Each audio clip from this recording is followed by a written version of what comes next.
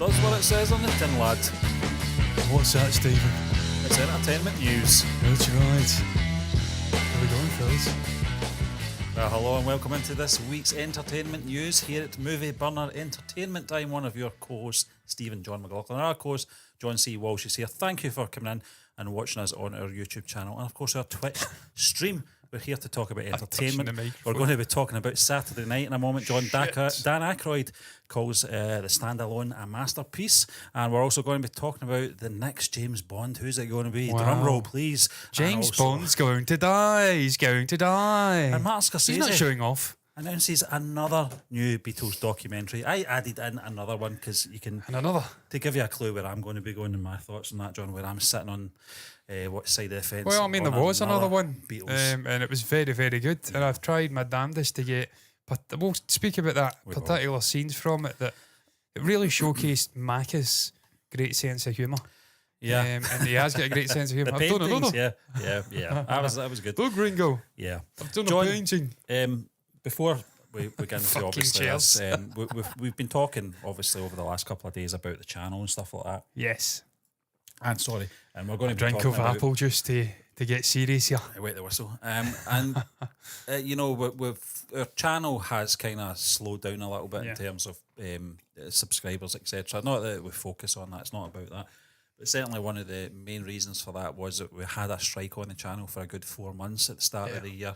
It kind of held us back, and then when we did get back into watch-alongs, we're getting blocked all over the place. So we've had a bit of back and forth with certain companies and stuff like that, not getting any feedback or any guidance on how we resolve this. So we're talking about Kalki, and we're obviously, part one is ready to go, folks. It will be going up tomorrow. Hopefully it doesn't get pulled, blocked, and then we get a strike, because then it'll be hell for leather from this side of things. Not holding back on it. Because there's other channels, Stephen, who have got carte blanche to do what they want, putting reactions out that are 2 to 3 times longer than what we've put out and had blocked, and it's now to the point where we've got effectively a 19-minute reaction or something. And a lot of that's us just talking. It's just us talking and blurring it, and lots of breaks, death by a million cuts to get it out. Yeah. And even then it got blocked. We took the YouTube recommended action, and fuck knows, there may be points where we are speaking, it just cuts to something else. That is what it is. Because it was like sawed it. Because it was a week and a half, 2 weeks, constant re-editing, uploading, incredibly time-consuming and mundane editing. As much as you like watching these TV shows, these films, when you have to go and cut it, and I hate doing that anyway, because it's a piece of art, regardless of what your actual thoughts are on the film and its artistic brilliance. It's a piece of art, and you're cutting it up, but you have to because you don't own the copyright. And then these fuckers just block. Yeah, I think from our side, John, and definitely from your side, is that there's so many good moments in our reaction that are lost because of it. Yeah. And it's a shame, because people won't get to see that, or they might. We have got another way around this thing. So we're kind of burying it in this live show so no one can pick up and go headline, oh, Kalki, right, let's see what they're talking about here. We are looking at Patreon, we are looking at putting up uncut versions of our reactions going forward to folks. So if you're in just now, or you're watching this in playback, check out, it is in the link below. The description is there for the Patreon channel to sign up to it. And there'll be a lot of free content in there as well. So it's not going to be sort of paid members stuff and like the kind of thing. And obviously exclusives will be in there, first viewings and stuff like that. But for these kind of scenarios, we're not here to make money. We never really do on watch-alongs anyway. No. We're here just to build a community. So it's tough to make money in reactions, period, because it's copyrighted content you're dealing with. And regardless of how much you see it as being constructive usage, or whatever they call it, there's a term, fair usage, and that you are providing commentary, which we are. We're effectively reviewing the content as we go through it. Some people dislike that because we talk a lot, but that's what we're doing. We're watching stuff, breaking it down, bit by bit, what we like, what we don't like, scene by scene almost at times. So we are changing the content. It's not like we're just presenting a film out there uncut and thinking we're going to get away with using someone else's content. That's not the way it works. We've been doing this for a long time. Yeah, there's that side of it, John. Exactly. And the other side is that we dedicate a lot of time and effort into doing it because it's a passion project, this. And anyone who's been following the channel for the last 4 or 5 years will know that we dedicate a lot of time to talk about it afterwards. We do a review, which is not going to have any of the original content from the film or web series, whatever it may be. And we do break it down because a lot of people do think that we're not paying attention, etc., and we are. And then it's proven that we are when we do the review, because it's a very in-depth review. It's always over an hour long, John. Yeah. And it's something that we dedicate a lot of time to. So I don't think anyone can accuse us of phoning anything in or, just to do it for the views. We're on YouTube and we want views. That's the whole purpose of YouTube. It's obviously to generate views, but not in the way that most people would think. We can't make a living out of this. No. We do it because we enjoy doing it. And if we didn't like something, we wouldn't be doing it. Well, exactly, yeah. And also we get the usual stuff at times as well. You're only doing it because there's a big Indian audience and you can get lots of views. Well, doesn't add up, because I was doing a lot of Korean stuff and Danish stuff. There's not a huge audience in Denmark. I still watch content from there. So, John, what did I say to you the other day? I said it'd be good if we could get more films like All Quiet on the Western Front, because we loved that type of film. We love that kind of input into the film in terms of detail, etc. And it's not a big budget film in any sense compared to some of the stuff that we do watch and review.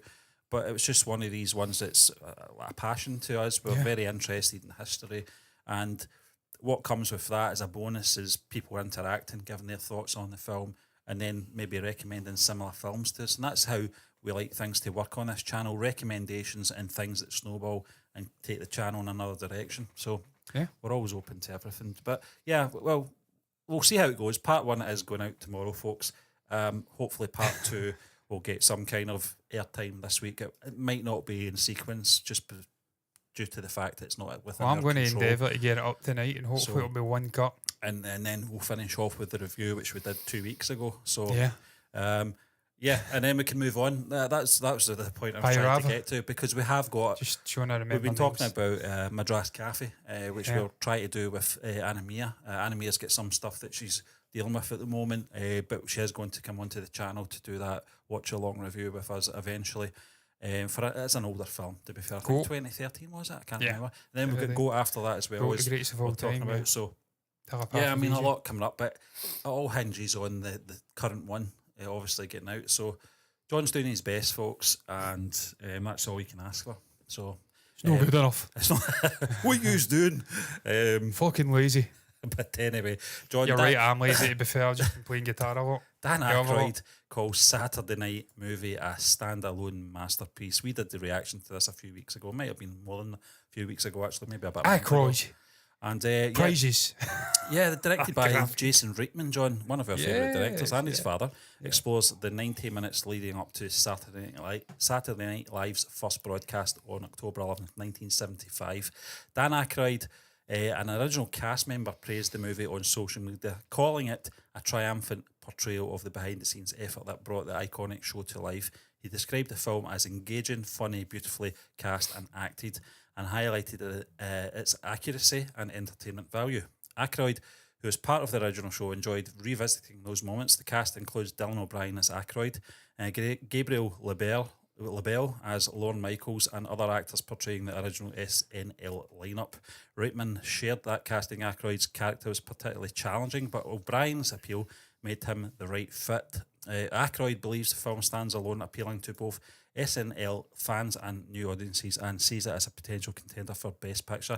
That's a big shout, John. We've not obviously seen it, so we can't really comment, but it was one of the things that I'm just going to home in on what Aykroyd said about it being beautifully cast and acted. That's the key. When we watched the trailer, I know who was who in that without them saying, oh, this is Lorne Michaels, this is Chevy Chase. You know who they were, just by the casting was really bang on, wasn't it? It was, yeah. I mean, I can't sit here and say I knew everyone, but right away I thought, watching the trailer, not only do I like the vibe, the bullshit, the energy, and just capturing that sort of essence of a Saturday Night Live and its sort of formative stages, first ever episode, the terror. I mean, we experienced that on a much smaller scale, Stephen, doing live content at the start, and that wasn't in front of a massive audience in the States. Obviously, what it grew into. As a comedian, I can imagine you never lose that sort of that little bit of terror within when you go live. Yeah. You've heard professional football players talk about it, how they were spewing up and they were sick before games and big games. And these are guys who have been doing it for years and years and years. I can imagine there was terror in there. There was absolute chaos, all these different comedic brains bouncing off each other. And you got that vibe from the trailer. It looked like a really interesting concept. I liked the casting. I like obviously Reitman. I just think he's a chip off the old block, really, what he's been doing. Reinvigorating Ghostbusters. I like this guy. I like where he's going with his career. Just looked like a match made in heaven. And more importantly, Stephen, and I'm glad to see he's kind of confirmed it, it's almost best picture potential movie. Pardon me, I'm going to cough. Just the originality of the actual story, the concept, not seen this done before. And I'm constantly blasting Hollywood and modern day cinema for a lack of originality. Just regurgitating the same bollocks again and again and again, quasi sequels, remakes, flogging the dead horse until it's even deader, till it's dead again. Bring him to me and I'll kill him again. It's like what Auf Wiedersehen, Pep. Just Predator. How many kind of movies like that you're going to get until you say enough, call it a day? Glad to see we've still got things like this coming out, the likes of Heretic coming out. What was the other one we reacted to that looked really interesting? There was another one that we reacted to. There's obviously the Dylan one, the Dylan one, There's a lot of, I mean, we've had Dylan movies before, but there's a little spark of originality still in the film industry, and guys like Reitman seem to be spearheading it and bringing it out. The Juror one looks pretty good as well. Yeah, Juror, that was the other one. I mean, that's Clint Eastwood, Stephen. You're always going to get original content from him. But I mean, I'm looking at Rotten Tomatoes, and they seem to be backing up what Aykroyd's saying. Maybe from a critical standpoint, 80%'s not blowing you away. You'd expect a potential best picture caliber movie to be in the 90s. But I mean, it's the actual the sort of content that this movie's surrounding. I mean, it may be off-putting Marmite to some people. There's a lot of political lines drawn on Saturday Night Live in its modern day format, very liberal leaning, democratic sort of sided thing. And I can imagine in the middle of an election campaign, that's a good point. Some people maybe sticking the boot into this movie, whether it's fantastic or not, maybe downgrading it a little. I keep saying it again. I don't want to come out and what would libel certain individuals, because I don't know if it's true or not, but I never really fully trust film critics and their opinions, because there's always something in it. There's an ulterior motive, there's an agenda in there, positive and negative, and look, that's just humans in general. We're sort of passionate and emotional beings, and we don't think like fucking cyborgs or androids. It's not AI. You have your opinions on things, and you formulate your opinion on a subject. But sometimes those opinions are obviously influenced, John, by what you believe in as well, and what you think of the people involved in that as well. So no, it's a good point. And you see it from the sort of audience rating side of things. When's this movie coming out? Incidentally, it's out just now, I think. John. I mean, this article that we're obviously basing this on, because I just felt that it's short as well. It's only an hour and 49 minutes. I mean, it's interesting because obviously it's the 90 minutes leading up. So I'm just wondering how much of this is going to be real time. You know, in terms of. Would it not be brilliant if it was? It would be, flying the wall kind of thing. I don't mean obviously one shot. I just mean if they can do it that way, you know, just in sequence that, you know, that kind of reference a clock every now and again and say it's is that wonderful? Yeah, that is wonderful. Yeah, looking very period appropriate. Yeah, the sunglasses, the hairstyle. This guy's in everything just now, and I'm fucking here for it. It's funny, John, that it was only 1975 this started, you know, and it became such a big thing very quickly. And that's thanks to obviously the original sort of lineup of the Belushis and the Aykroyds and the Chevy Chases, etc., that came into it, Bill Murray, and so on. The amount of careers that it helped propel to stardom as well, Stephen. The amount of people that went on there and sort of cut their teeth, is that what you say? Is that what saying? Cut their cloth. Cut their cloth. Cut their teeth as well. Sort of like polished up their comedic skills and went on into film careers or stand-up comedy. I presume, like say, Eddie Murphy would have been on Saturday Night Live, Jim Carrey, guys like that. Adam Sandler became absolute superstars.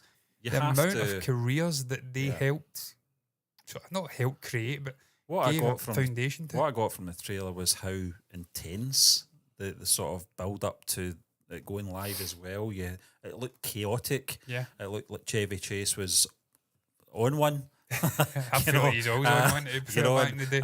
I mean, I love the guy, but I think he was a force of nature back then as well. He was just someone that, that I think that obviously with comedians as well of that high caliber would have been very competitive against each other as well. There'd have been a lot of, I don't want to say animosity. I know that some comedians fell out and didn't like each other, etc. But all that seems to be in there, and I think they've captured that very well. That's what makes it so spontaneous and brilliant. Having all these different personalities bouncing off each other. And I can imagine, in terms of bouncing off each other, John, good way to just sort of bring this into the conversation as well. I can imagine Aykroyd and Reitman having this conversation during the making of Ghostbusters. Yeah. What do you think of this idea? Do you think this would work? Who could we cast, etc.? Well, we know they were having lunches and whatnot because we had Sigourney Weaver, didn't we, popping up in a little clandestine meeting and lunch. So we know they were having little meetings and lunches together. So it wouldn't surprise me if he pitched it. I don't know the genesis, is that the word? The origins of this film and who pitched the idea. But I'm here for the originality. I like the concept. I got that from the trailer. I definitely want to watch the film. In terms of the question I posed on the thumbnail, potential best, I can't remember what it actually says, best picture contender, I think that's what it was. There's got to be a lot of competition this year. God, what's it? The fucking blank on the name of the Dylan one. No, it's not No Direct. Complete Unknown. Yeah. I've gotten the wrong bit of the lyric. Yeah, it's the Scorsese. Yeah. Complete Unknowns there. I'm sure there's going to be other ones in there that are going to be unbelievable. Every year there's at least 6-7 potential best picture caliber movies. But I think you've got to celebrate this kind of originality. You've got to celebrate this kind of filmmaking. And I would obviously have to watch the film to give an actual full-fledged opinion on it. But I can certainly read some of these. But I don't know if it's released here in the UK as of yet, John, but certainly is in the US. Yeah, I'd go for it. I'd read some of the critics' responses. Your name here says the problem is that Jason Reitman botched the tone of the Ghostbusters so-called sequels. See, the trouble with Ghostbusters is tonally it was very zany back in the 1980s. Anyway, it was a really quirky kind of film. And I don't think they ever envisaged that being anything other than 1 or 2 movies. Yeah. And then obviously it spawned into more than that.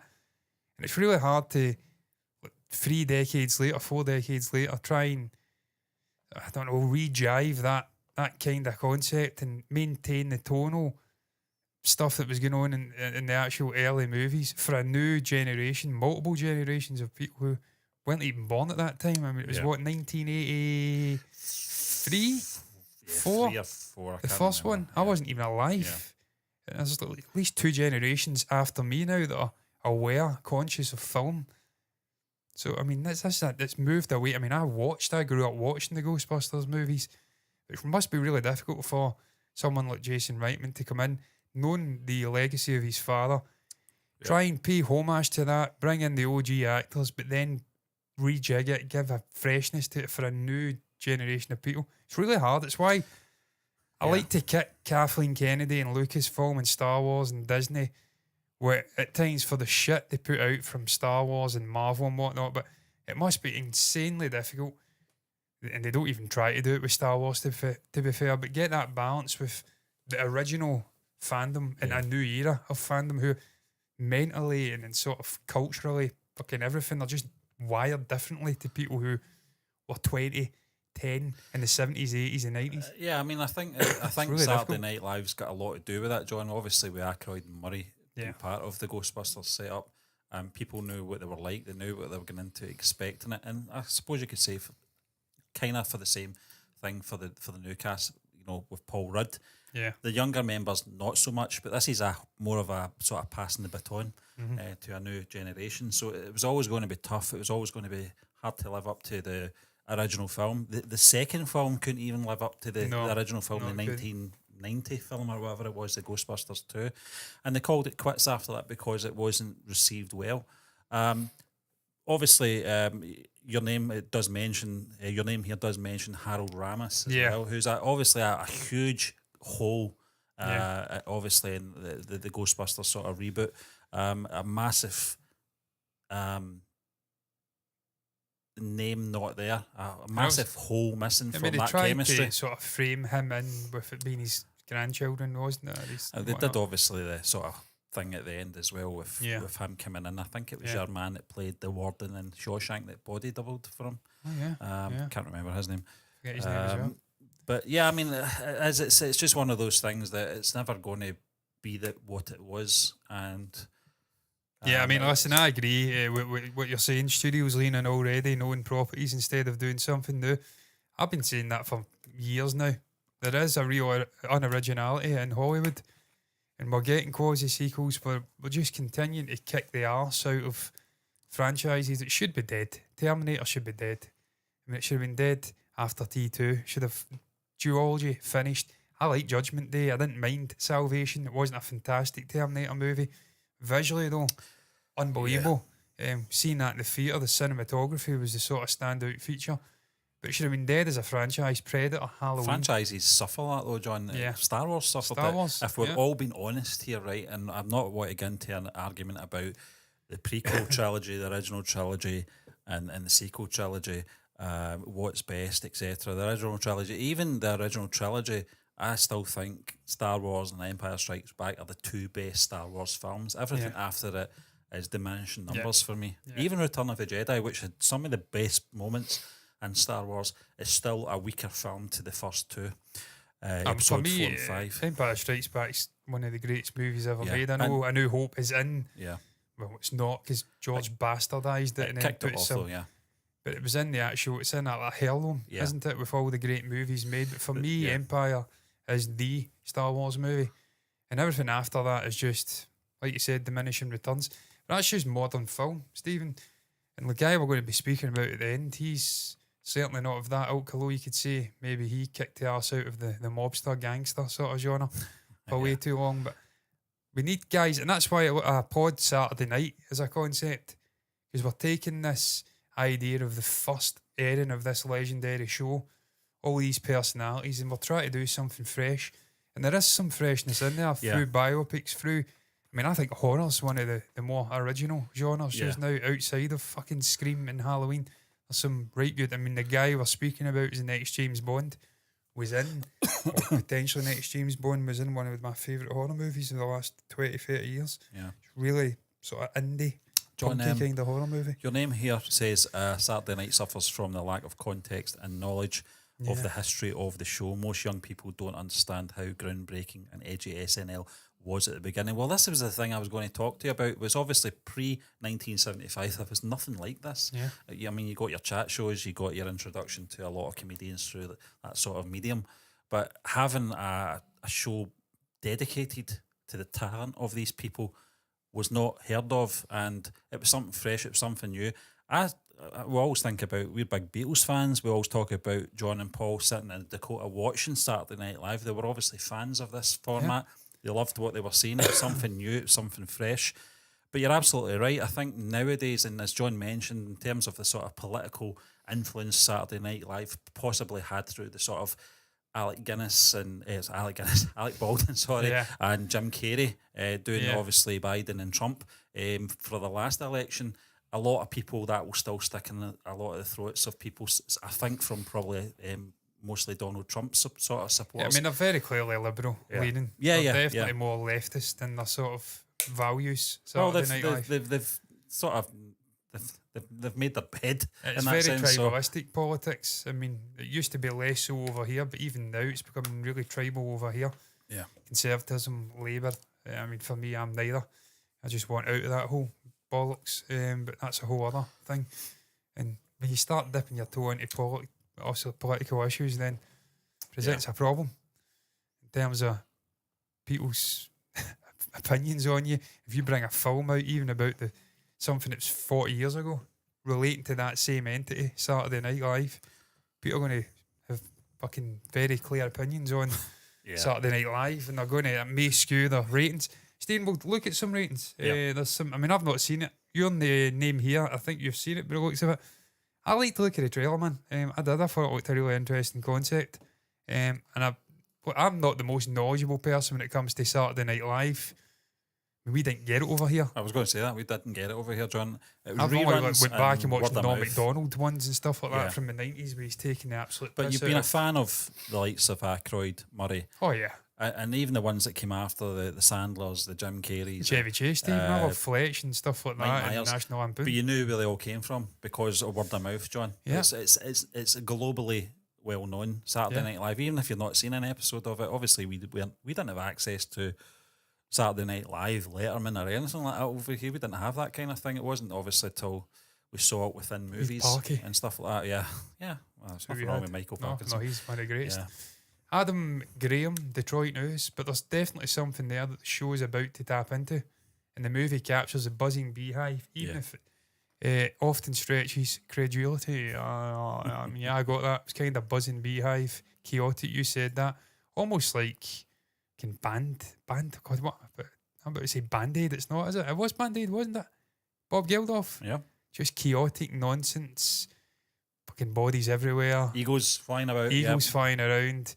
Didn't really know if it was going to happen, even up to the last moment. That's kind of vibe I got. And the trailer did a great... Concert for Bangladesh. Oh, yeah, God. Is Bob Dylan turning up? Thankfully he did. I know, that'd have been a disaster. And even, Stephen, I didn't even connect the dots with Concert for Bangladesh, what that was for. That speaks volumes about George. Tell you what a guy he was. It was that typhoon that came in, and it was a bit of disconnect, I think, between India and East Bangladesh or something. I think it was Pakistan. Maybe some split or something like that. Radars didn't really let the people know in time. Huge typhoon, I think tsunami killed fucking tens of thousands of people. I think that's what Concert for Bangladesh was about. Yeah. Looking back now, I connected the dots. So again, that just speaks volumes about George. First benefit concert, John. Yeah, just as you were talking about Band-Aid there, Yeah, George was a great man. Yeah. Odie Henderson, he doesn't like it. He rated it 1 out of 4. He's from the Boston Globe.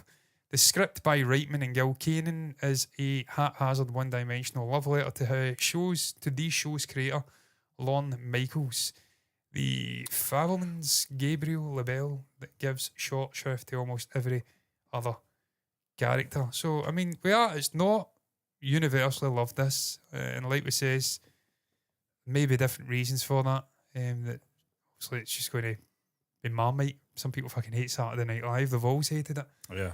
And they're going to take pot shots at every opportunity. Otherwise, it might just be a shite film. And it's all subjective, ultimately. All art is subjective. John, your name here says National Lampoon was the precursor to Saturday Night Live and set people up for the kind of dark satire.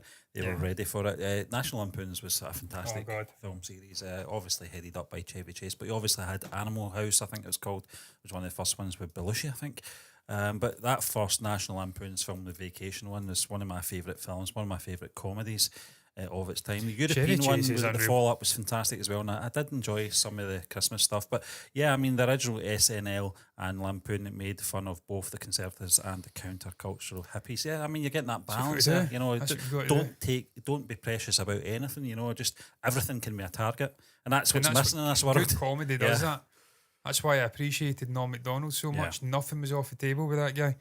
And even though I think it's Andrew Schultz is his name, guy with the funky haircut and the moustache. I was watching the roast of Tom Brady the other night. Kind of regret missing that. It was live on Netflix a couple of months ago. But Schultz is one of those kind of edgy comedians who'll go for everyone. He doesn't give a shit whether it's political. He doesn't care if they're left, right, conservative, Republican, whatever. He'll go for them. And he's off, I think he's off a Scottish heritage as well. So he's like, I like Schultz. If that's what his name even is. I think it is though. So there's still, even now, there's comedians like that. They're just not scared to get in there, 2 foot challenge it and fucking go for it. That's the way it should be. Nothing should be sacred. I'm not going to linger on these reviews, Stephen. Needless to say, look, I'm glad for Dan Aykroyd. He was involved in the creative process. If nothing else, he's enjoying it. So, getting back to the sort of question I posed though on the thumbnail, I don't see it winning a Best Picture. It may get nominated if enough sort of brown bags get switched under tables, because we know that that's what it's all about with the Academy ultimately. How much money you can, and brown nosing you can do to get votes. That's ultimately what it's all about. Let's not beat about the fucking bush here. There's been some absolute lemon movies won Best Picture over the years. I'm looking at you. And I know you like Shape of Water, but I'm pretty sure there was better movies out that year. Yeah, there probably was, John. Yeah, It's a obviously weird in movie. hindsight, yeah. I mean, at the time it was, I really did enjoy it, but it's one of the films The Whale. I've never went back to, so it couldn't have been. Didn't win It Best didn't have- Picture, I don't but- know if it had that rewatchability. Probably didn't for myself, but Yeah, I mean, that's a whole other thing. We're going to get into Scorsese, and he's also linked to Dylan and a great Dylan documentary. He's potentially doing Beatles. We'll get into that though. But yeah, that Dylan film looks unbelievable. For me, that's my pick just now from what I've seen. Nosferatu as well. There's obviously Nosferatu, but Eggers is a weird Eggers, one, in that he tends to release movies, and they are brilliant films. I've loved all his films, but they're very. I mean, they put the indie in indie. I mean, even big budget ones, they're very independent, sort of spirited, and they're very Marmitey. You either really like Every them, now and again, they or you're do. just completely bamboozled by them. Yeah, I mean, obviously the Brendan Fraser one you just mentioned, John, Yeah, the Whale, yeah. was very indie to an extent, but obviously it has that emotional pull as well, which a lot of films releases round about the Oscars, that's what they go for. They try and tug in the heartstrings of people.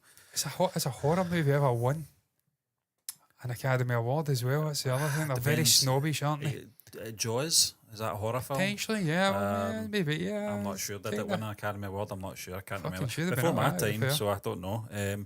But Certainly. some might say, in sort of modern day, that is Jaws regarded as a horror. I regard it as a horror, but a lot of I people, think it's a lot of definitely a people horror don't. film, yeah. Yeah, but I don't know. I'm going to search it up just now. Jaws, Oscars. Yeah, Surely, I mean, I don't know what I'm searching up. Certainly not fucking Jaws, Oscars, but yeah. yeah, John. Yeah, I'm just. Yeah, best original score. Did it win? Did it win? Yeah. It did win. Yeah, it won for best film editing, best original score, best sound. So yeah, I mean, so it won not a for stack, best yeah. best film itself, but they tend to do that, don't they? They throw a bone to sort of well crafted, off-piste kind of genres. They'll Halloween one. They'll give technical. Maybe I don't know. Maybe I would probably say Carpenter's score. Probably Yeah, one. it should have, maybe. shouldn't it? Yeah. It's an iconic score, but I'm not really sure. No, not that. 1978 one. Yeah. Don't care about kills, mate. I'm trying to find out how many fucking Academy Awards it won. Yeah. You'd think Carpenter's score would have. Probably awards. Click on that, John. Yeah. Yeah. That'll bring up everything. That's the only thing. It's not just Yeah. obviously Academy I'm Awards. not It's caring about everything and 2015. Come on, behave. John, your name here does mention obviously that they got. I'm assuming you're in the US. Your name here. We got Monty Python, Benny Hill, Young Ones, and a lot of UK comedy. Yeah, I mean, Young Ones I is think unreal. obviously the BBC have obviously got a contingent in the US. We didn't have any sort of UK version of that over here until Sky came out in the sort of mid to late 80s. So Python, iconic. Benny Hill, not my cup of tea, but I get a lot of people would like it. Young Ones, grew up in the Young Ones and bought them, loved Rick Mail, loved just Adrian Edmondson. Adrian Edmondson, yeah. So, yeah, I mean, when people don't have a sense of humour about themselves, you have to worry about it. Yeah, I mean, that's why I got on so well. I'll rip the piss out of anyone and I'll take it. And yourself, John. And Yeah, yourself. no, I take a piss out of myself more than other people. So you've got to be able to take it. Oh, yeah, I mean, you can't rip other people if you can't take it. Yeah. Yeah, The Fly, Jeff Goldblum, yeah, it was a great performance. Jurassic Park, Fly, first movie I ever seen in a theatre. I was 4 years of age. So it's always got a fond place in my heart. I don't know if that got. I'd have to look that up again. Again, I was 4 when it came out. Yeah, Kenny Everett. He was always a fun one with me. Just from we're talking about a political side, who was Kenny Everett, John. I don't know if you remember him. or Coda, not. yeah, I heard about Coda, not seen it. If you know Kenny Everett at all, do you know who he is? Know the name, I don't know who he is. It though. was very, very popular in the early 80s here in the UK. I'm Had thinking- a sketch show. He actually had a character called. I've got to be careful. I'm how I thinking say this. about I was about to say it the wrong way. That's how I've got to hold back. He had a character called Cunning Stunt. So a lot of people, that's their humour. My grandfather did not like him because he was a Thatcherite. So, yeah. but I get a lot of American people. In fact, Mark Hamill was a big. I thought he was a big fan of Kenny Everett. I actually had a conversation with Mark Hamill on Twitter about this. Oh, did you? Yeah, he was doing the cross-leg thing, and it was always a like a sort of sketch that Kenny Everett did with his legs sort of crossing over, dressed up as a lady. And I thought that's what Mark Hamill was doing. I thought he must be a Kenny Everett fan, and I actually asked him about it. He says, "No, I've never seen that sketch." He says, but I heard he was very popular at the time. And I couldn't believe it. I was like, I don't care. I've seen him. Yeah, I know him. Yeah. He was a DJ. He died in I think the mid-90s or something like that. But he was a big name. Not my cup of tea. Would be bad. What's here? Yeah. He wasn't my cup of tea. Yeah, I can see you there. Yeah. Yeah, Jackie McCarthy. I think there's definitely some Lemmy inspiration in there. I think Lemmy watched him for sure. But yeah, listen, man, some of the comedian stuff. I mean, that's the one thing I'd say. I wish we had our own sort of version of Saturday Night Live. Well, over we here. did, John. It wasn't good. It was Friday Night Live. Friday? Are you fucking kidding? It was Ben Elton. Oh God! Saying that, you say that, but then our comedians were never as good as the States or Canada. It'd have been like Jim Davidson and fucking Bomber Brown and people like that. Jimmy Tarbuck. Yeah, just shite. Absolute garbage. And of course, where we stay in Glasgow has a notorious reputation for ending comedians' careers in a live sense. They come up here from England usually. Yeah, he fainted on stage at the Pavilion Theatre, a renowned theatre here. So he could get dragged off. Because he was bombing on the stage. Scottish audiences are absolutely brutal with comedy. So that's why I say respect to guys like Schultz, because he came over here and they hit it out the park. So that's a sign of a good comedian. But yeah, it wouldn't have worked. I take that back immediately. Dylan O'Brien, John, Maze Runner. I know his face from that, He reminds me of... Oh, yeah, we're talking about this now, yeah. He reminds me of... Yeah, was he not... Why did I bring Dylan O'Brien up again? Because obviously Dan Aykroyd. Oh, yeah. He reminds me of Timothy Oliphant. He looks like a young Timothy Oliphant to me. Yeah, he does, I don't know too much about him. Obviously, just I don't know what that was all about. It's my dog hitting one of my guitars. Maze Runner. Apart from that, I don't really know. I've not seen a single Maze Runner movie in my life. I went to see a film in the theatre and it came up with a trilogy ending. Maze Runner film. I think it's Wes Ball who's doing the new Planet of the Apes movies. I'm like, what the fuck is this? I didn't know it existed. Did not know it existed. Look at that. It's actually crazy, isn't it, Aykroyd there? Don't mad. Oh, I love Dan Aykroyd, man. I really do. I grew up watching Great Outdoors and movies like that. I've just loved the guy. He always had that energy. And it still blows my mind. I think he's got Asperger's. I see, yeah. Yeah, he's on the spectrum when it comes to like, neurodivergency. So you would never have thought that. Looking at that guy, I'm pretty sure he is. Yeah, I think he's got Asperger's. You'd never have thought it looking at him. Such a funny and big personality. No, you can't have a big personality. You've got Asperger's, but wouldn't be your first choice, would it? You'd think someone like Elon Musk. I think is. You wouldn't pick out Dan Aykroyd. So yeah, I've always loved him. But that's one of the criticisms in the one of the reviews. The likeness isn't bang on. You probably get a sense, like you did, Stephen, of who's who. But I don't mind that. You start burdening yourself. That's a word that's really difficult to say for a Scottish person. Yeah. Burdening yourself with trying to get someone who looks uncannily like the actual actor. You're done. Yeah. We've seen that with Solo. They brought in Alden Ehrenreich. They tried to replicate Harrison Ford. Fucking no chance, man. You're never going to... These guys are massive personalities. Yeah. You can't be burdened with the looks. You have to just try and get the essence of the character of the actor. A lot of people wanted that look-alike in place. That can't remember the chap's name. Anthony something, was it? And Gruber, yeah. Yeah, that did the Alien, YouTube stuff. Alien. I mean, I totally forgot about Alien. Alien was a phenomenal horror film, so yeah, I'd imagine that did win. Yeah. Alien, but again, even then, you're saying Alien. Again, they're throwing it sort of crumbs.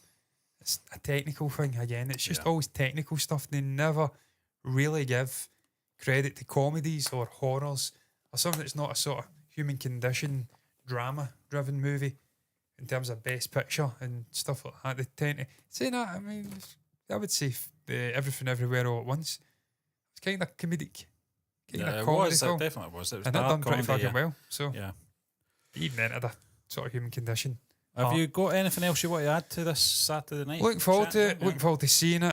I don't know how good it will be. Highly doubt it'll win Best Picture, but Dan Aykroyd's bumming it up to hell. But he's got skin in the game, really, so he's involved in it in terms of the story.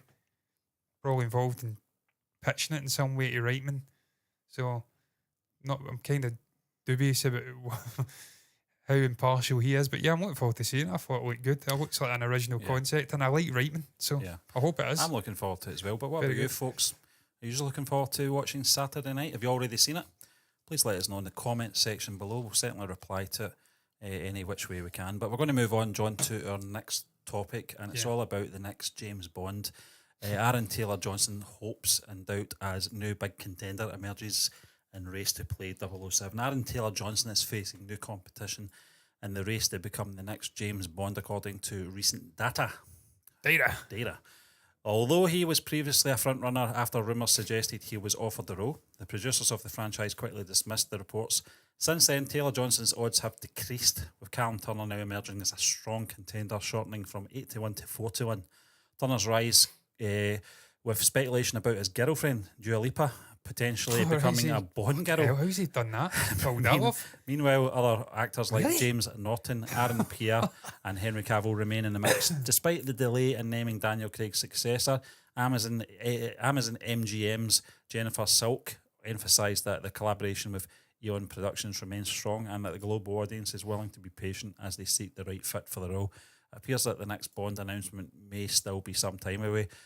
John, I'm not the biggest Bond fan, but in terms of taking our time, it's the right thing to do in that franchise because they need to get it right.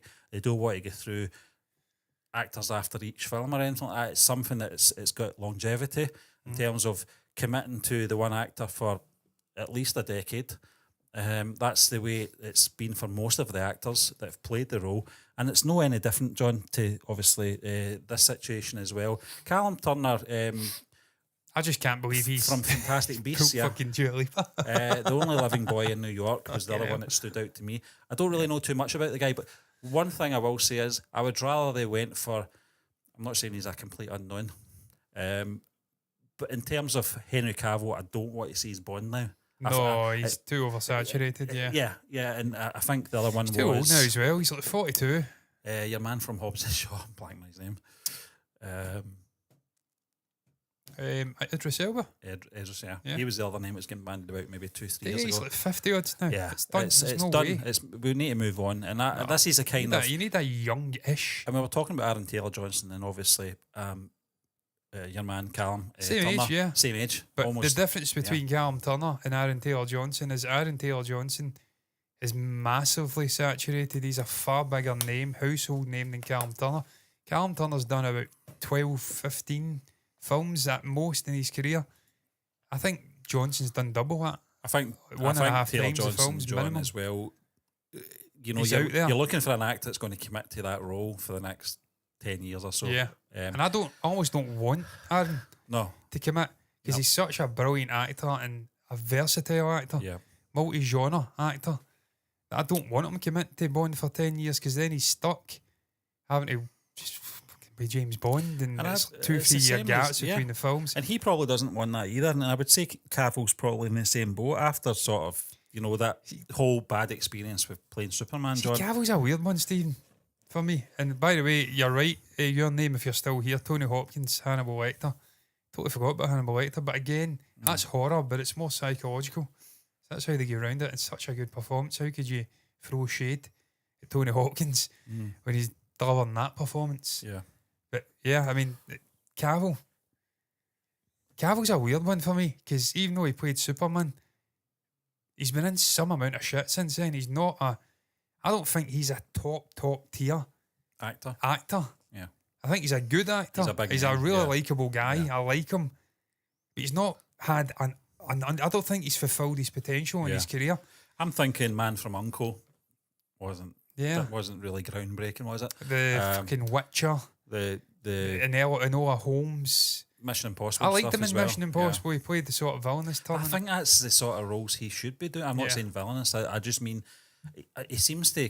I'm not saying he's not a lead man. He certainly is a lead man when he wants to be, but I think his better performances is when the limelight's not on him or his character, where he's playing the supporting role. you get the best out of him. And I do agree, John. I don't think he is the best actor of all the names that have been bandied about. Well, Aaron Taylor-Johnson, for instance, is head and shoulders above Henry Cavill as an actor. Yeah. The trouble with Aaron is, and as well, Daniel Craig get absolute dog's abuse, man. First for being blonde and having blue eyes. Maybe just not the blue eyes, but blonde. And he's lack of height. It's like 5'8", 5'10", 5'11", 179 centimetres, I think he is, Daniel. But the same size as Aaron Taylor-Johnson. Yep. He's going to encounter the same issue as Daniel Craig. He's an unconventional looking Bond. He's kind of gruff. He's got the beard. He can shave that, to be fair. But he's not immediately who I would envisage as being James Bond. Whereas Callum Turner, a lot taller, according to Google anyway. 6'2", 187 centimetres. He's not, I don't think he's, again, I mean, he doesn't even strike me as James Bond. He just doesn't. When I look at Bond, there's a certain look I see. And I think a Connery, I think a Moore. That's the look. Yeah, John, who was the Scottish actor we were? He was the one that you thought. God, yeah. Oh, was it Sam? Fucking blanking his name. I've got a list of potential Bonds. I'm sure he'll be on the list. Your man from. You talking about Richard Madden? Richard Madden. He's got that grizzled look, but again, he's. Are you talking about that look though? It's just that look. Yeah. It's sort of gentlemanly when he polishes up, but when he's not in a tuxedo and he's out in the job, he's just got a gruffness. There's a weatheredness to him. To be fair, Taylor Johnson's got that, but he's going to get fucking shade because of his lack of stature. They've just got an absolute hard on Bond fans from being over 6 foot, and Daniel Craig got that as well, despite the fact that like lifts or something. Well, one of the things I think Callum Turner has got in his head is that he's, well, apart from obviously the physical sort of presence of playing Bond, is that the hair. No, it's. He can get into this fresh, John, and he can get in without being judged. He's slightly less known, exactly. And I think, there'll be people out there that'll be saying that you've not seen any of his fucking films. I've seen a couple of his films. I mean, I've seen Fantastic Beasts. Fantastic Beasts. I've seen a few. He was in Green Room. Yeah. I really enjoyed Green Room. I thought it was a fucking unbelievably good horror. Siege horror movie. I think the question that most people will be asking is can he sort of cope with being the lead man in a film? That's the thing, isn't it? I think he could, yeah. Aaron Taylor-Johnson does both well. Yeah. John, what was the film? Was it Tenet? Aaron Taylor-Johnson just popped up. Yeah. And I was like, I didn't even know he was played fucking in this. Sort of SCS near the end of the film. Yeah. And he does that. He was in Bullet Train as well. He was unbelievable in Bullet Train, he can do that. He can turn his hand to being a really good supporting character. Cena. Yeah. Also Kick-Ass, played John Lennon. Fuck is that? It's fine by me. Yep. There's so many great roles he's been in. He's such a versatile actor. I've no doubt in my mind Aaron could play Bond. But being selfish, I don't want him to play Bond because he's such a good actor. Yeah. Can play so many brilliant characters in a variety of different movies. I don't want him stuck to Bond for the next 10, 15 years. But what I will say is the age range they're looking at is perfect. 34, 35, mid-30s. By the time they get round to making the movie, probably 2-3 years, you'll be looking at mid to late 30s. 10 years, that's taking them up to 40, 50. That's the age range. Yeah. I think Connery was about 33, 34, 35 when he played Bond. You need to have a certain vintage. And it's why I've always laughed at suggestions of Tom Holland playing Bond. He's far too baby-faced. He's too fucking young. He's like 26. He's too well known, John. He's too well known, but he's too young as well. Stephen Bond has to, like I says, he's got to look. He's got to have lived. He's got to be a certain age. He can't be too young. You ain't got 24, 25-year-olds in the Secret Service as a top fucking agent. Is a good sort of sweet spot for Bond, personally, and I think Aaron Taylor-Johnson and Callum Turner fall into that. I wouldn't be averse to Callum Turner being. I think Callum Turner is obviously he's in his mid-30s, John, but he is a BAFTA. I think he's a BAFTA nominee. He's been nominated for a BAFTA for Best Actor. Yeah. So he's clearly, he's clearly got something, Stephen, if we're looking at him. Sam Hune's too old, by the way. That was the name I was thinking about. He doesn't look too old, though. 44. He does 44. Not look 44. I don't want to say 44 is too old, by the way. I'm just thinking when they actually get round to make the movie, he'll be knocking on 50. And it's a big commitment for someone knocking on 50 to play such a high-stake action kind of franchise for a decade. You're putting a lot of strain on your body. You need someone of this age. I mean, Aaron would be phenomenal. I'm not going to lie, he'd be phenomenal as Bond. And he'd probably be interested. I think might be a tad too young for a weary and weathered Bond. I don't know about that. again, you don't need to go the Craig route. You can do something different. Yeah. This could be an opportunity to rebuff the franchise again and go down a different route. Maybe a fresher face, different kind of Bond. What I will say, like your name has said, as long as it's not female, I completely agree. That's a whole other tangent I could get down in. And look, I've watched numerous other channels and sources explore this. And even female actors, it's fucking weird to say that, actresses, they admit themselves they don't want famous male roles. Why would you want that? Create a brilliant, original story that's designed for a woman. Yep. You don't have to keep hijacking every fucking franchise and try to force something in that doesn't work. His name's not fucking Jane or Jean. It's James. And Barbara Broccoli has said that. Yeah. There ain't going to be a female Bond. It's going to be a male. Now, there may be some limits on where they go with it, maybe in terms of, I don't know, fucking has to be British or something, or at least portray a convincing British accent. But what was the other one? Sammy I'm fucking brutalising these names tonight. Reggae Jean Page. Yep, I thought he looked great as Bond. I thought that would have been we did do a breakdown about a year ago on this subject, John. Killian, no. I think his time's passed, to be honest with you. Barry Keegan's too small, man. Yeah. He's too small. Reggae Jean Page is another one. Andrew Garfield again. It's too well known. Too well known to Henry Cavill. Yeah. Will Poulter's just, again, much like Callum Turner, unconventional looking. I don't want to say he's ugly because he's pulled fucking Dua Lipa, so he's clearly got something. Lucky bastard. That's like you're raging. Grey-eyed monsters. Never fucking pulling Dua Lipa, so I'm not, there's no competition. I'm not worrying about that. But he's kind of got that sort of Barry Keegan, Will Poulter kind of look. He's kind of unconventional looking. He's not what you would see as like a traditional lead man.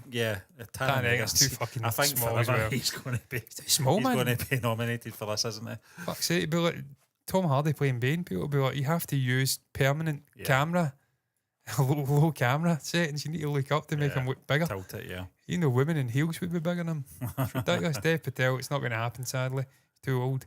Jacob Elordi, I mean, that'd be a shout. Yeah, John, I wanted him. I think we had this conversation. I wanted him as Superman before, obviously, the casting was announced for Superman. Yeah, big guy. Yeah, he was a phenomenal actor. Saltburn, fucking brilliant. Yeah, he's a brilliant actor. Yeah. Personality, Ood's charisma. He's young as well, isn't he? Yeah, he's too young, probably. That's the only issue, But this is the thing. He's someone that probably, over the next 10 years, we could probably consider talking about him, because we get to decide who Bond is. But you know what I mean? He's obviously got the potential, in the future to be cast in that role. But I think it's just too early. Nah. Irishman? Nah. Could do an accent. He could do it. Reggae Jean Page, I'm telling you, he's one that's up there for me. Yeah. He's got that sort of dashing handsomeness, can sport a suit, great actor. He's got the physique, he's got the age on his side. I think him, Callum Turner and Taylor, I think they're looking in the right range. Yeah, I think they're doing, in terms of age and sort of profile. John, I agree with you, Steve, and obviously Barbara Broccoli. Patience is the key. Don't rush into it. This is a huge decision they're making for the future of the franchise. You need to get it right. And love or hate Daniel Craig, I think it was a great Bond. I really liked his Bond films in the main. No. I liked what he brought to the role. And I like the fact that they're always looking to sort of, I don't know, freshen up what Bond is. I think the likes of the Bourne franchise and even maybe Mission Impossible, post Abrams and with Christopher McQuarrie, they've shook Bond and forced it to try and reimagine itself, because that sort of womanising old Bond of old, that's not going to it's just not going to happen. What they did with Casino Royale was a brave step forward for the franchise when it came out. What was it, 2005 or 2006? I can't remember when it was. It was round about that time, wasn't it? And casting Daniel Craig in that role as well, I think, was a brave decision. And I think it has come on leaps and bounds from, obviously... Stephen, that's shade, mate. You need to address that. Sorry? You need to address that. All right, 20 years in the future. Yeah, is this a time loop stream? Why does Stephen look like John from 20 years in the future? That's harsh. Stephen's only 13 years. Yeah, thanks for that. Hold on me. Yeah, John, just what I was saying, in terms of Casino Royale, I just felt that it was a good step in the right direction. Moving away from the sort of Roger Moore womanising sort of spiv of a spy. Yeah, it was definitely night and day. A lot more violence as well, as I recall, in that Casino Royale from what I've seen, previously in the old Bond films. And that's what they need to do again. They need to take that leap. I think just naming those sort of guys, the likes of Aaron Taylor-Johnson in the mix, is certainly... it's not just Bond as well, it's the supporting cast. So it's your man who played Paddington, who I always blank the name of. Forget his name. Yeah. Ralph Fiennes, can't you see his fucking name? Fiennes, yeah. God, what's the other one? I always get her mixed up with Imelda Staunton. She was in Abdul and I.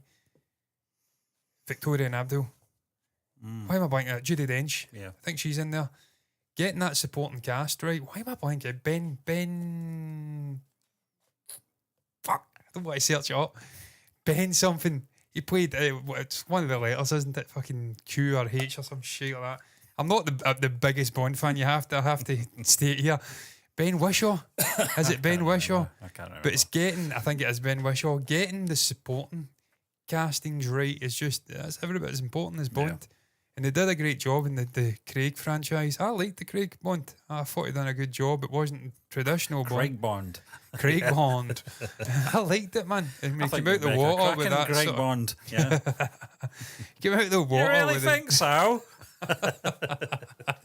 Imagine Steve Coogan wow. playing fucking James Bond. Yeah. Oh my lord. Bang! Blood dribbles down. Yep. I love that. I'd absolutely love that. But look, man, time will tell who they cast.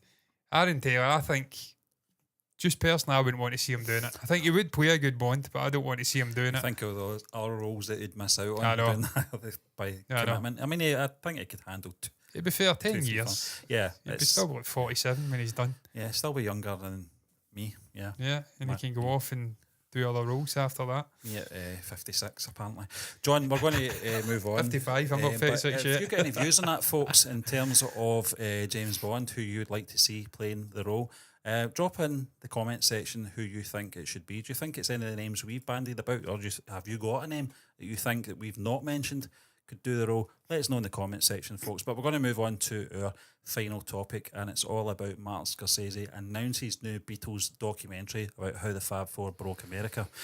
Martin Scorsese's documentary Beatles 64, directed by David Tedeschi, will premiere on Disney Plus on November 29th, 2024. The film, co-produced by surviving Beatles, Paul McCartney and Ringo Starr, chronicles the Beatles' first visit to America in February 1964. When Beatlemania swept across the US, it featured their arrival at Kennedy Airport, their iconic debut on the Ed Sullivan Show, and performances at Washington DC Coliseum.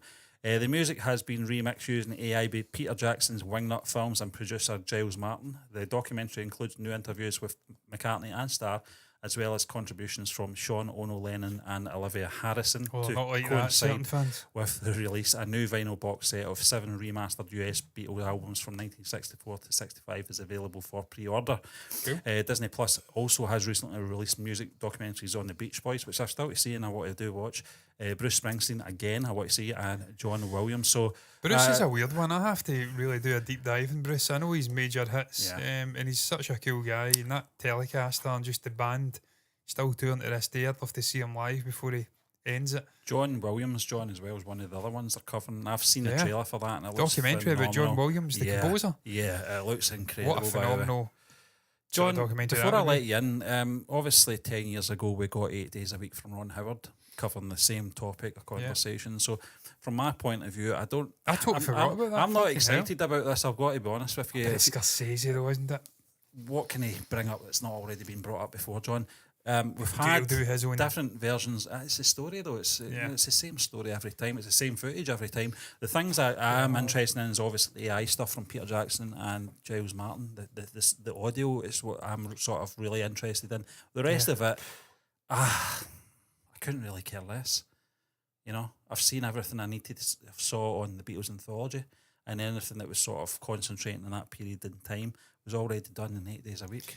What I would hope is with Peter Jackson and his company also doing miracles with the visual and the audio side, helping the likes of Giles Martin out, that we could get sort of cooperation with all parties involved, maybe tart up the footage, give it a new lease of life, maybe colorise or something. Just do something different to give us something fresh.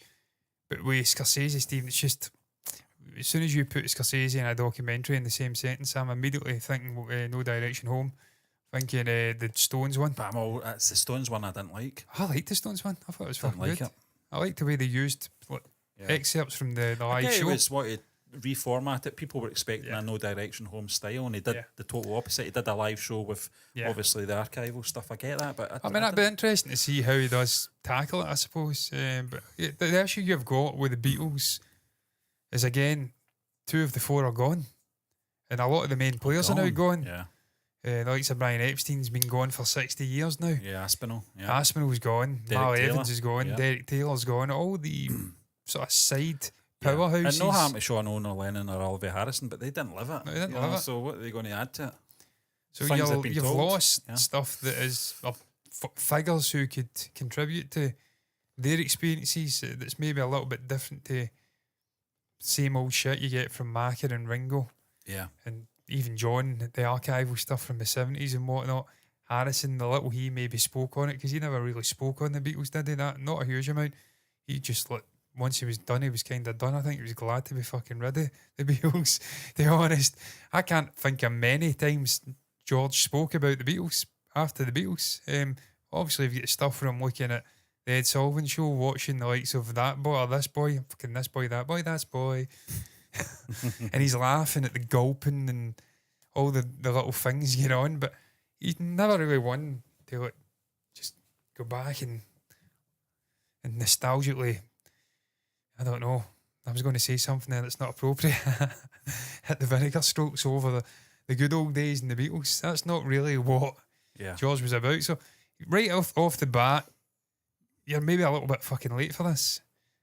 With the Stones, it's different, because it was only really Brian Jones that was gone. All the other primary figures that lived it were alive and kicking. Likes of Keith Richards, Mick Jagger, Charlie Watts, fucking Bill Wyman. They were all there. Mick Taylor, if they want to go and speak to him, they're all fucking there. Yeah. And you can go and pick their brains and get their side of events. Bob Dylan, still there. Yeah. So you're struggling with the Beatles. Well, the thing is as well, I've always got a... Yeah, look, Rolling Thunder and Review. We never did watch that, did we? Thunder Review. It was on Netflix for such a long time, John. And I Who did No Direction Home? Was that Scorsese? Yeah. Yeah, he did do that. It was, different periods in Dylan's career, but I can't remember what I was saying. What was I saying? I don't know. I've lost the plot. I keep cutting in. I can't remember what I was talking about. What was I talking I can't remember. I can't remember what you're talking about either, Steve. I'm not going to lie. It was in terms of obviously the narrative, John, coming from Paul McCartney. Yeah. I'm always a bit paranoid when it comes to Macca, and I love Macca. Don't get me wrong. Before he is rewriting history. But since George's passing in 2001, he keeps bringing things up every couple of years about how his input and come together, how his input in my life. Blah blah blah, all the sort of Lennon sort of orientated stuff, and it always concerns me when they talk about they possibly could be getting Peter Jackson in to do a special edition for the Beatles anthology, and I went, fine, as long as it's tarting up the audio, tarting up the visuals, I don't mind, but don't have new interviews or anything like that, because George isn't there to say otherwise in terms of the narrative. Don't change the narrative is what I'm saying. I think it was George that said in the anthology, it's always going to be difficult when you've got 4 people telling the same story from their perspectives, and there's got to be a compromise. George and John aren't there now, so where is the compromise with Olivia and Sean? I don't buy that. Yeah, Sean wasn't even alive, so I don't know how he can speak on it from any great authority. By all accounts, Yoko, who wasn't alive, or what she was alive, wasn't there, a part of the Beatles during that era when they were breaking into America for the first time.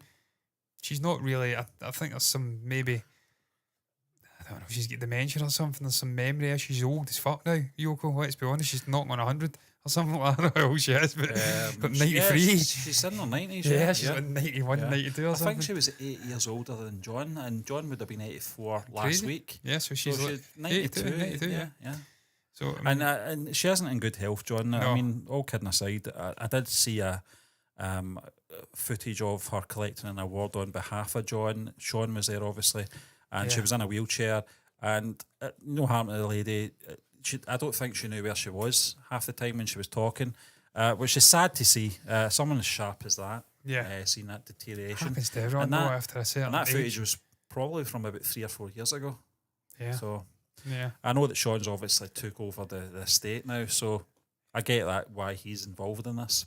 But in terms of input, I don't really want to hear Sean Lennon. It's like Giles Martin talking about the Beatles in the 60s and stuff. I love Giles Martin. I think he's a Wasn't great there? guy.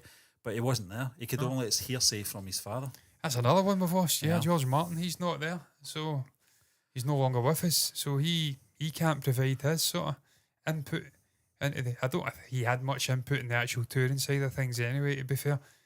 But Stephen, it's always an era of the Beatles that I love, the breaking into the US, making it massive, just the concept. One thing I don't think they've really touched upon, I don't think they can anyway, because they've not got any footage, but just that time, in, I think it was Paris or France, when they get the news that they've got a number one. Yeah. Just, I'd love to have seen something there capturing the spirits of them. Maybe it's fucking buzzing.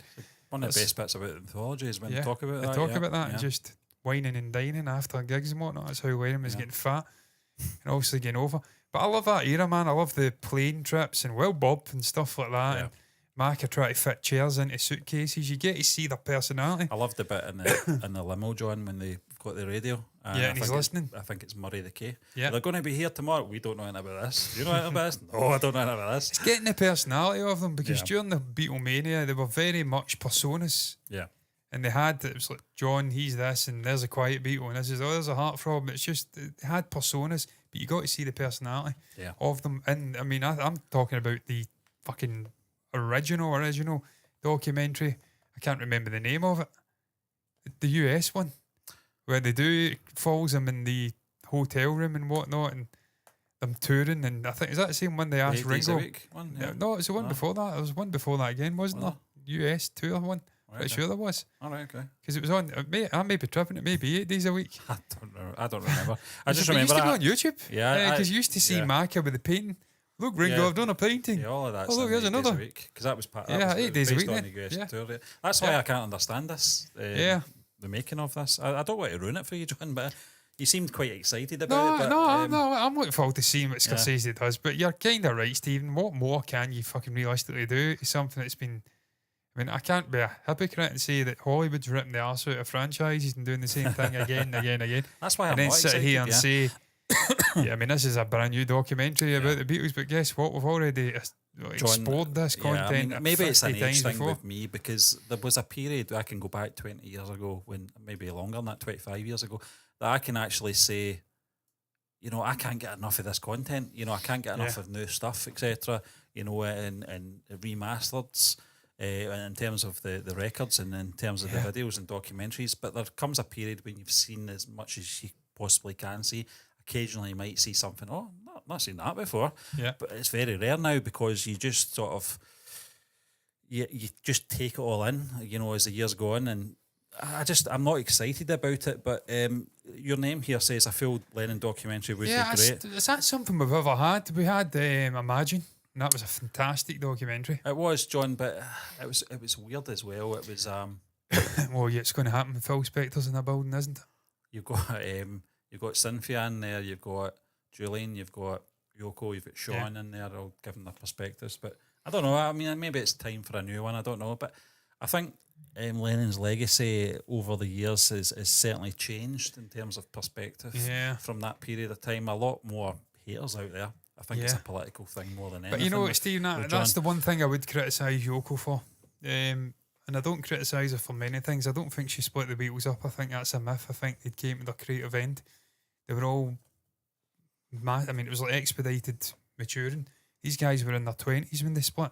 Yeah. Which is fucking crazy. Totally different people from 63, even 60 or 61, hanging about Hamburg, to where they were in this 1969 or 1970. Yeah.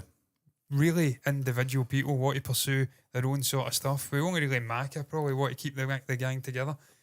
They'd reached their natural conclusion, and it was the best thing that happened, because the Beatles sticking about like the Stones for 40 years, touring in an alternate reality, just losing that fucking that spark.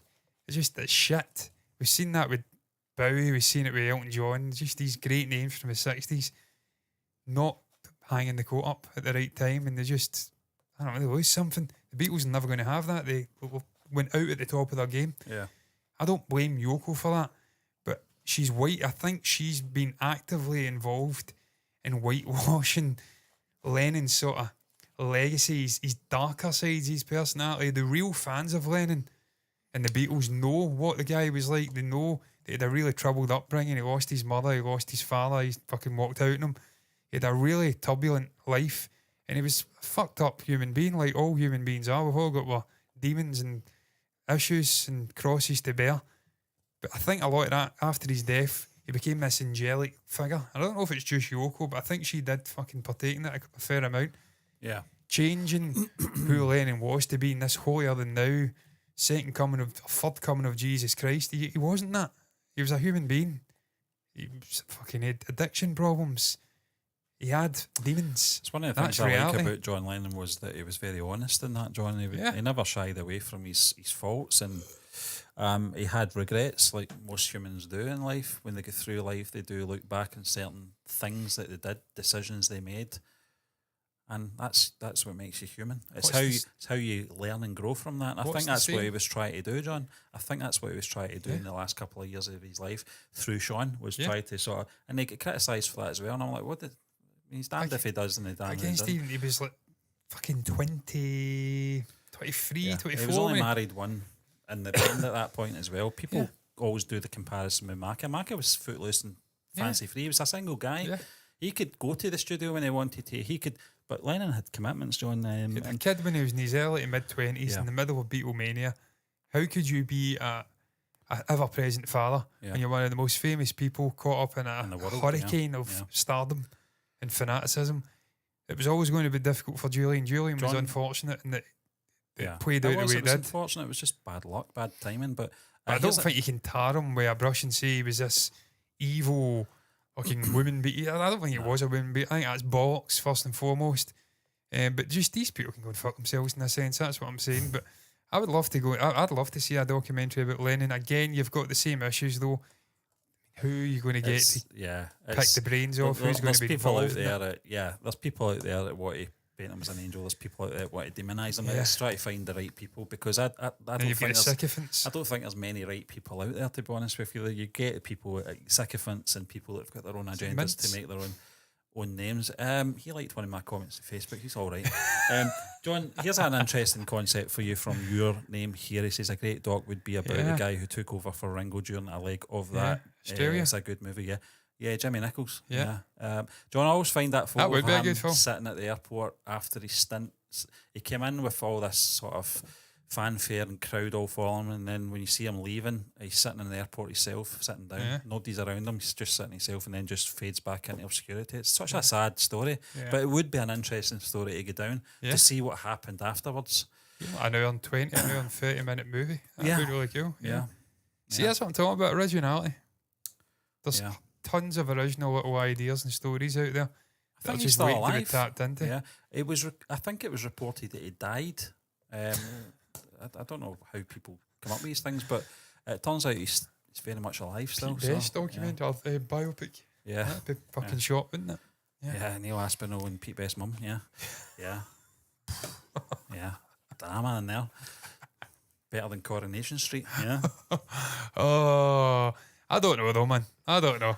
Yeah. When you see Scorsese in documentaries, you immediately think, it could work. But you've kind of solid it a bit for me. Sorry. You've made me think maybe it wouldn't be a good idea after all. Because they have done it.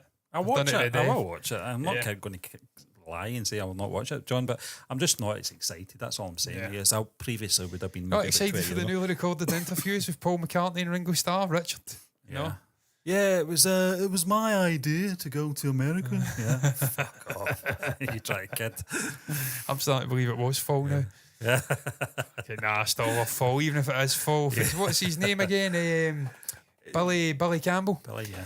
If it's Billy Campbell. Shears, Billy Shears, yeah. If it's Billy Campbell from Canada and he's had all these fucking best plastic surgeon on earth in the 60s. Plastic surgery got in the 80s. Yeah.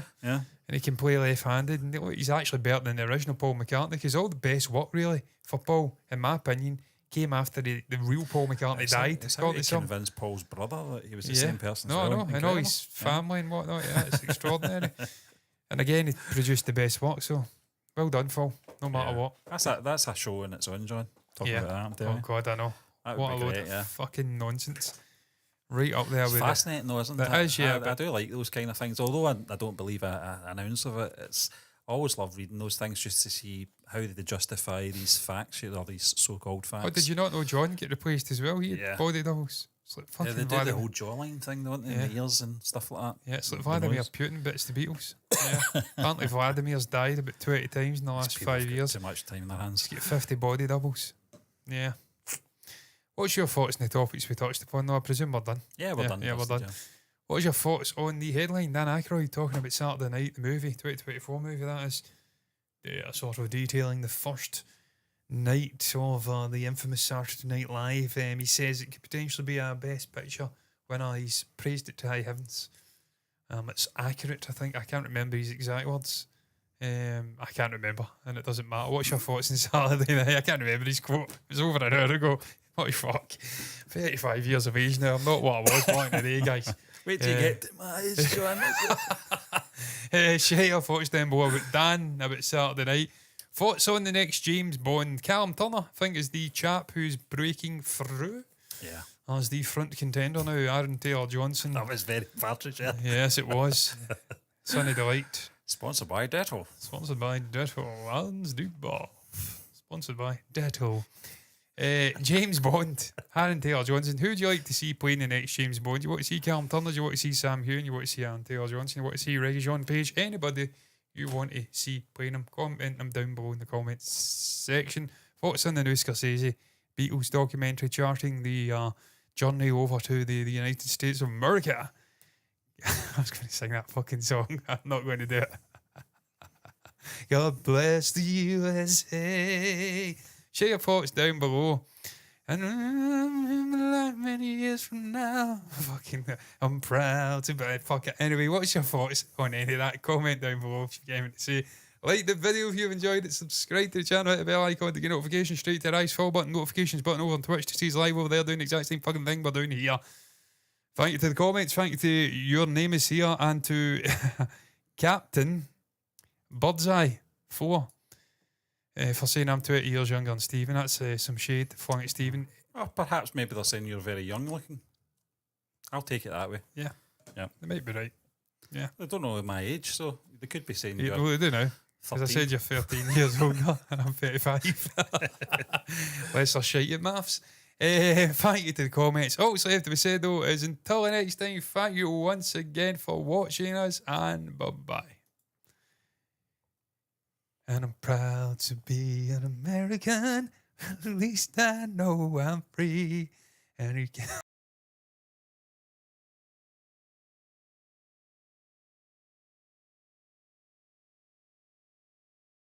proudly stand.